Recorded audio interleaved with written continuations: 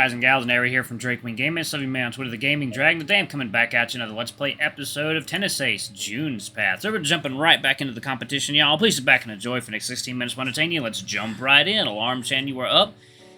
Woo, and let's go. Alright. Franz Liszt is a world-renowned composer. His works are said to be some of the most technically difficult in existence. That song, Grand Fantasy, is considered one of his most difficult pieces. Not many pianists attempt to play it because of how difficult and demanding it is. That song is exactly 14 minutes and 59 seconds long. Even for an easier piece, stamina would be a concern.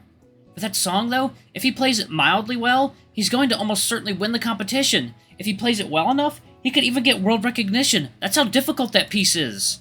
Wait, the way you're saying it, it sounds like he's already got this in the bag. Do you think he can even pull it off? Yeah, I mean, didn't you say that even professionals tend to stay away from that song? What makes you think a high schooler can play it? Why else would he submit it to his set list if he can't play it? Keikun, you're not helping! Well, I'm sorry. I'm just trying to be realistic. 7 years ago, I don't think he could have. If he were good enough to do this song, then I'd remember it, but I need to talk to the organizers. I cut June off before he's able to walk away, putting myself in his path. Whoa, whoa, whoa. Don't tell me you're going to be dropping out because of this. I noticed June clenching his fist so hard that I'm afraid his claws are going to puncture the palm of his hand. I'm going to increase the difficulty of my own set. Whoa, calm down. Whoa, calm down for just a second there. Didn't you say just a second ago that you chose your songs because stamina was a concern? If you increase the difficulty even further, then I have to fight fire with fire. Now I understand the comment he made on my set list. It isn't bold enough. He's going to completely bury me unless I take a risk. And what are you even going to perform? You haven't practiced any other songs. There are two I already know by heart. I used to perform them a lot when I was younger. Which ones? Beethoven's Moonlight Sonata Third Movement, Presto Agitato, and... Wait, I remember that name. Isn't that the song you were playing when we met? He nods. It was the song I played the most. It was almost always in my set list for all the competitions I took part in. I just remember walking into the music room that day. The other one is Chopin's Etude Opus 25, number 11, Winter Wind. They might not be as difficult as the song Kutagawa-kun chose, but they're both very technical. If I play the two of them together, I might have a chance of winning. They're also incredibly fast-paced and demanding. Are you sure you can even handle playing the two together? You'd be smashing the keys almost non-stop for 10 minutes. If Kutagawa-kun is willing to take this much risk with his song selection, then I have to do the same. The difference is that he had time to practice his song, and you didn't. You were too busy practicing your old set list. June purses his lips, shoving his hands into down his pockets and looking down at the floor. I know that, but I have to try. Like I said, I know these two songs by heart. I perform them so many times I can play them in my sleep. But can you play them as well as you need to? If this guy's performance is even remotely decent, then yours is going to have to be absolutely perfect to be able to win. I know that! June raises his voice, making both Sai and I jump and take a step back. Keisuke stares at him, bewildered. I even notice a few heads turning our way. June, realizing the sudden attention coming our way, crosses his arms, looking back down at the floor. I know that, but if I don't do it, then I'm just going to guarantee a loss. You said it yourself. Even with those two songs, I'd need to be absolutely perfect to stand a chance. What chance do you think I have with my current list? Keikun crosses his arms, rubbing his right elbow with his hand as he looks away, biting his lip. None. Exactly. The two just stand awkwardly rooted to their spots, not looking at each other. The atmosphere has suddenly become so weird and awkward that it's hard for me to say anything. Well, if that's how it is, then you should just get to it already. That's when Saya speaks up, drawing everyone's attention to herself. She stands there, smiling, looking either completely oblivious of the weird mood surrounding all of us or just simply not caring about it. I'm not even sure if they're going to allow me. The set lists are decided weeks in advance. Well, you won't know if they will until you try. Nothing's going to happen if you don't try. You're right. I'm going to be right back. June walks away, looking for the competition's organizers. Now that I think about it, one of us should probably go with him, huh? I exchange glances with Saya, who apparently picks right up on what I'm thinking. I'm gonna go after Kobayashi-kun, and make sure he doesn't get lost. Keika nods in agreement. Probably for the best. Let's not forget he still gets lost at school. I wouldn't put it past him to getting lost here. Alright, I'll catch up to you guys later. Kobayashi-kun, wait up! Water, y'all. I need some water. Okay. With that, Keikun and I are left alone in the middle of the busy lobby. Well, I guess that's that. Hopefully he doesn't end up in that much trouble. Yeah, I'm still surprised you know classical music, though. What? Really, you too?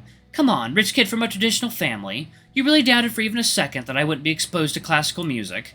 Shit, your grandmother forced you to practice the violin. Does that mean you play? A little. I was forced to practice for 3 years, but I purposefully did badly whenever she came to watch just to spite her. Eventually, she just gave up, saying I was horrid at it. I was never forced to touch an instrument again. If only she knew I was just faking it. I was actually kind of decent at it. I just hated the damn thing.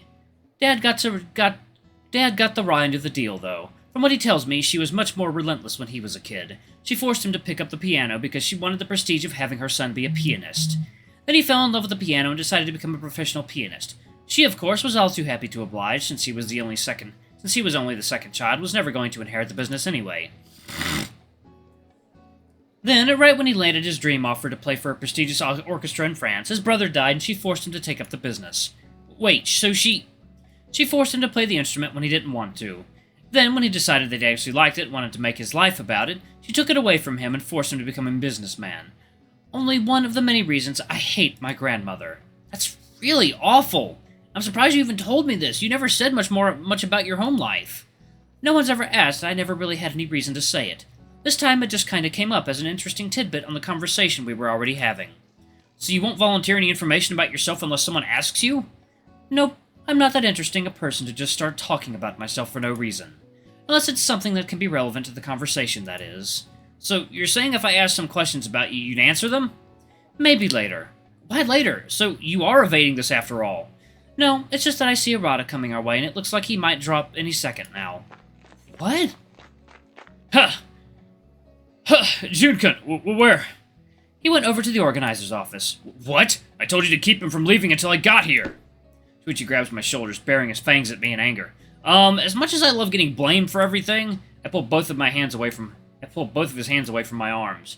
He hasn't gone backstage. He just went to have a word with the organizers of the competition to see if he could change his set list. Oh!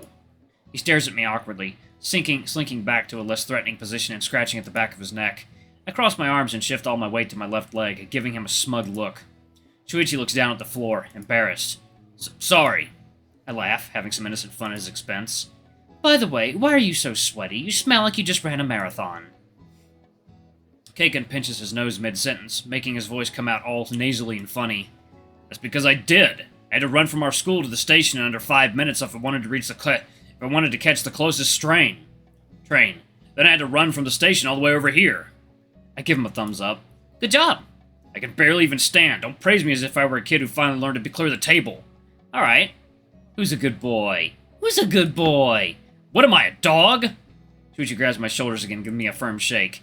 Well, technically... Shut up! Kaken's lips quiver up in another half-smile, full of smugness and satisfaction. Well, what else do you expect me to say? I didn't know I had to praise you every time you did something nice. Like you said, you're a kid. Like I said, you're not a kid or a dog. Well, technically... Alright, I'm like... Silly boys. Silly boys. Shut up! Shut up! Kaken chuckles, seemingly very happy with himself. You don't have to praise me, it's just... It feels nice when you do, okay? Alright, I get it. Praise Shuichi. Yeah, praise that boy. I reach upwards to put my hand on top of his head, petting affably a few times, even scratching at the back of his ears a little bit. You did good, Sho. June is going to be very happy that you made it. He blushes furiously, looking down at his feet instead of at me. Thank you. Yeah, you did great, man. It was really nice that you went through all that trouble for June. Well, it wasn't that much trouble. From the corner of my eye, I could see Keisuke stifling a laugh. He's never seen Shuichi being bashful before. I'll admit it's quite a 180 from his usual attitude. A devious smile shines from my mind, and I don't hesitate to try it. Yeah, you did good. You did very good. Who's a good boy? Who's a good boy? He blushes further, muttering out his words almost incoherently. Hey, wait a second. He steps away from me, looking super pissed. What did you almost make me say? Unable to hold it any longer, Kaken bursts into laughter, making Shuichi finally remember that he was actually there. I have no idea what it is I just saw, but I'm glad to have seen it. What? Shuichi blushes something fierce. Even the tips of his ears go red as they both flop downwards on his face. You'll pretend you never saw this. Huh. We both know that that's going to be impossible. You suck. I'm well aware of that. What else is new? You already had your fun, Cake, and lay off him a little. Aw, I was just getting started. Well, just stop, okay? Alright, I won't tease him about it anymore. Thank you. Shuichi breathes a sigh of relief as his entire body relaxes. Alright, fine. Enough with the tease Shuichi game. Sure, let's play the please go pat yourself dry in the bathroom game instead. I heard it's very fun. And while you're at it, please use some deodorant. The strong smell of sweaty dog is offensive to my nose. Well, now you're just going out of your way to insult me. Keiken pinches his nose again and starts breathing through his mouth. I'm doing no such thing. My nose is just really sensitive, and the smell is starting to make me nauseous. Well, Yuichi, you don't mind it, right? Mind it. Filthy boy. Well, Shuichi, let me remember the words that a wise man once said. What was it again? That's right. Dude, you fucking stink. Don't you shower? Sheesh, that bad? You smell like a wet dog, and believe me, I know what wet dog smells like. Shuichi laughs, covering up his mouth in an attempt to stifle it. You two might be used to it by now, but I'm not a dog, nor do I live with a dog. I'm not used to this. Nah, the smell's a bit strong even for me. Shuichi, you should definitely go clean yourself up. Plus, you don't want to offend the other people who are going to be sitting next to us, right? You're right, the last thing I want to do is bother other people. But... It gives me a meaningful, pitiful look. You're gonna have to get over that at some point.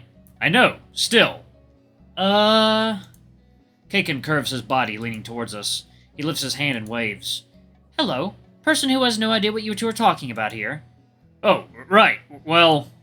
How can I say this? He looks away, pretending to think about something. In reality, he's just hoping that Keiken will forget about it and change the subject. I sigh.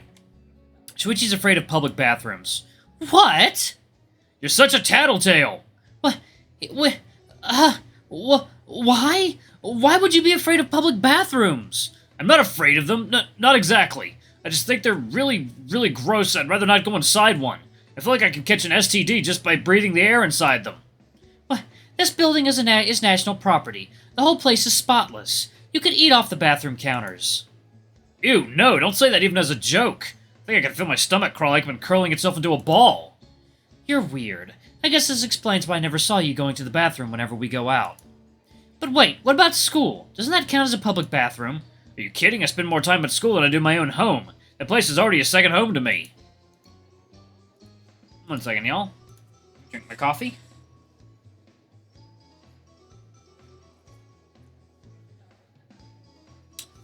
Alrighty. But that doesn't make any sense. Shuichi scratches his neck, looking away. In essence, Shuichi is basically just weird.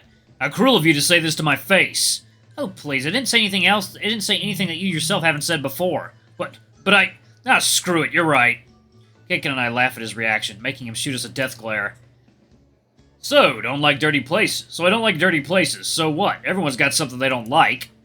Yeah, but people you don't usually have fears that keep them from doing something as basic as going to the bathroom. I already told you, I'm not afraid of going to the bathroom. I'd just